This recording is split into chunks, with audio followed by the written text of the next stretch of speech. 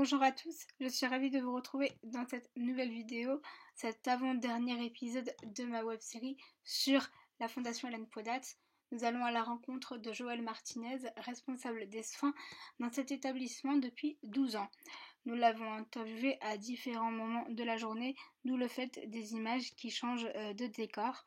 Donc je voulais le prévenir. Elle raconte aussi ses souvenirs à elle de moi en tant que résidente et surtout son travail, le rôle qu'elle tient au sein de la Fondation Hélène Paudat depuis tant d'années. Bonjour. Joël Martinez, responsable des soins à la Fondation Hélène Paudat depuis je ne sais pas combien d'années. 12 ans. Quels souvenirs gardez-vous de nous, Laureline et moi, anciennes résidentes?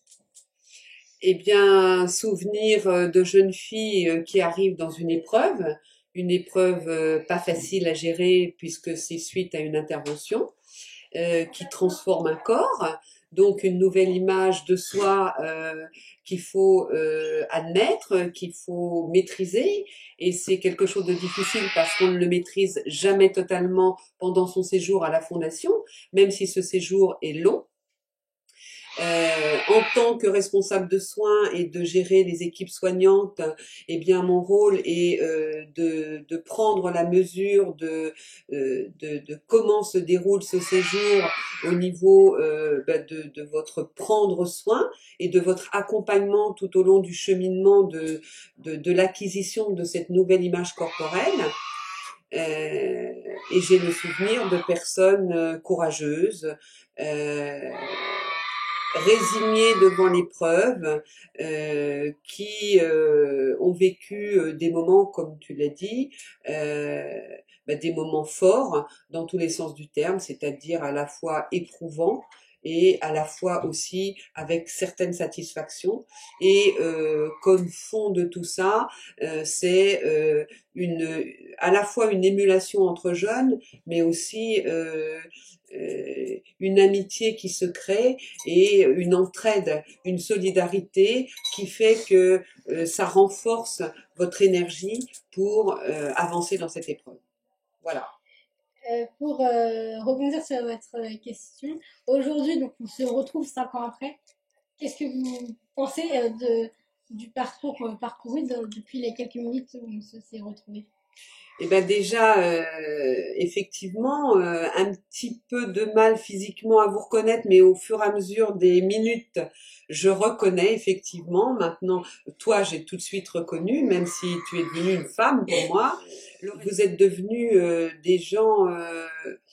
Je suis assez fière quelque part parce que je vous vois déambuler, je vous vois toujours aussi courageux, qui avait pris la maîtrise de votre corps, il devient banalisé quelque part, il devient beau aussi parce que voilà, t'es toute avec toi ce que tu es, c'est-à-dire ton maquillage, ta spécificité.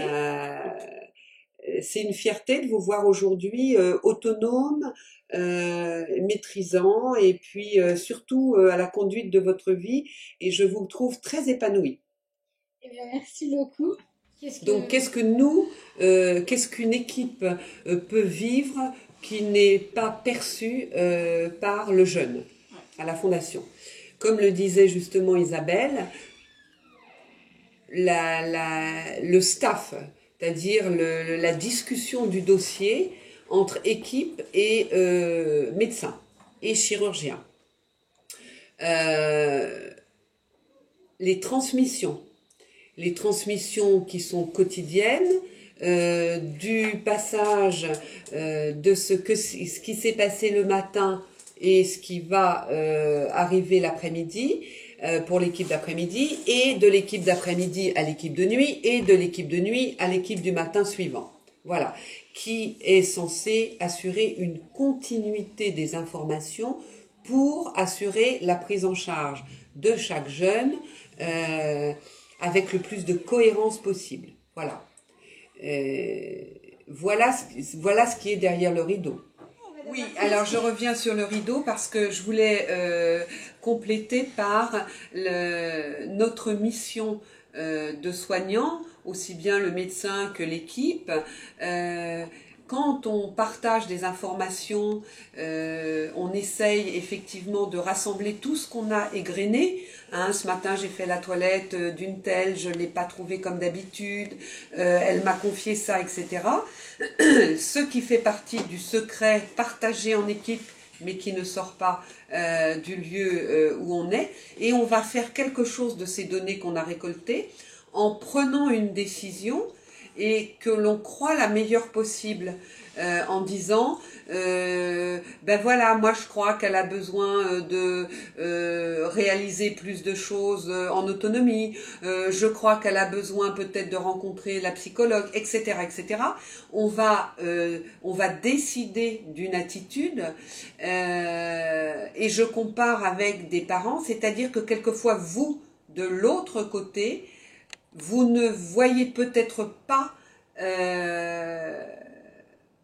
vous ne comprenez pas cette décision, parce qu'on ne va pas toujours vous la dévoiler, on va peut-être agir de façon justement sous cap, en disant bah tiens, moi je fais la toilette d'une telle depuis des jours et des jours, je pense qu'il faut que je passe le relais à quelqu'un, ce serait peut-être pas mal, et vous n'allez pas comprendre, parce que c'est aussi ne pas installer une relation qui serait peut-être trop affective et négative. Et puis ça peut être aussi dans l'autre sens, c'est-à-dire que voilà, vous préférez qu'une telle fasse les soins ou la toilette parce que vous vous sentez plus en symbiose, mais il ne faut pas laisser s'installer une relation d'affect. Donc, c'est comme des parents quand ils prennent une décision, l'enfant va se révolter, va pas être content, parce qu'il n'en voit pas tout de suite les bénéfices, et il le verra plus tard.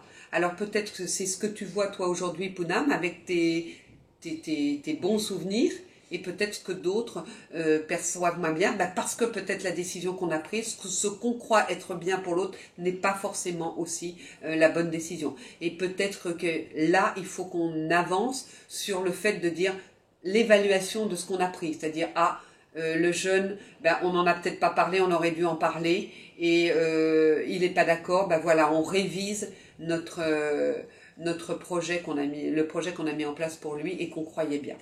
Enfin, la dernière question que je vous ai posée, vous vouliez revenir sur le sujet précédent.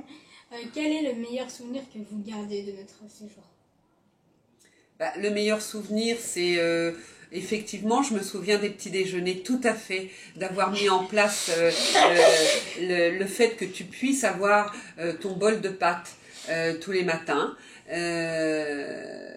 C'est pas évident de faire passer ça dans une équipe qui pour certaines sont ancrées dans des habitudes où le petit déjeuner c'est le café ou le jus d'orange. Donc le changement d'habitude, moi je suis absolument pour coller aux habitudes de vie du jeune, parce que c'est ce qui va l'aider à assumer cette épreuve. Plus on collera aux habitudes de vie qui sont possibles, et plus il va être positif. Donc je me souviens tout à fait maintenant du bol de pâtes. Donc ça a été pour moi quelque chose d'important de devoir complètement sourire devant tes pâtes. Et puis après l'équipe a suivi et était aussi contente, satisfaite de pouvoir faire plaisir. Donc, mon plus beau souvenir, et ça restera pour chacun, c'est de voir un sourire sur un visage qui souffre grâce aux petites choses qu'on peut apporter. Et puis ta marche, être debout. Voilà.